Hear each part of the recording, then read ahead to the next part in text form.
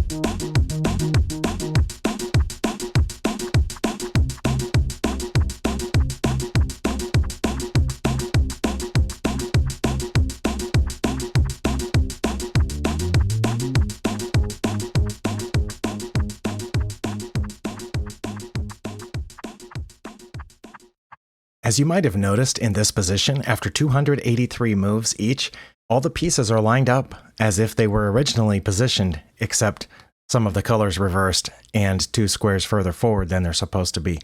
The rook through the rook on both sides are in what appears to be the original position. Now at this point, we start running into 50 move rule problems. If you haven't heard of the 50 move rule, that's on chess.com, Lee Chess, and other websites that I've played on. If you make 50 moves, your opponent and you each make 50 moves without moving a pawn or capturing a piece, then the game ends automatically in a draw due to the 50 move rule. Well, we haven't captured any pieces here, but we've both been careful to move a pawn occasionally, and as you saw right at the end, moving all the pawns to face each other. But at some point we have to start capturing one another. Now if we just continue moving our pieces around behind those pawn walls, we'll run into the 50 move rule. So at this point, we began to capture pawns, and soon all the pawns were gone. And there were no more patterns to be had at this point, except trying to stay out of check. There, all the pawns are gone. And we had no idea that there's another rule besides the 50 move rule, at least on Lichess, that as we kept moving, and it looks like some of the pieces are trying to get back to their original squares, at least those bishops are trying to get back to their original squares, the game ended right here, and it said it was a draw. And I found out after some searching and Googling around and looking on Twitter that Lichess has a 300 move rule, which is no matter what happens, after 300 moves, if nobody's been checkmated, they end the game in the draw. Now that might be an attempt to save their servers or to keep people from playing games like this that could probably go on forever. I don't know how long we could have kept going, because again, if you go 50 moves without a capture or a pawn move, then it's an automatic draw anyway. And now we don't have any more pawns. So we'd have to start capturing every 50 moves. There would have to be a capture. And so that we would run out of moves eventually. But anyway, I found some of those positions fascinating. I hope that you did too. We'll see you next time.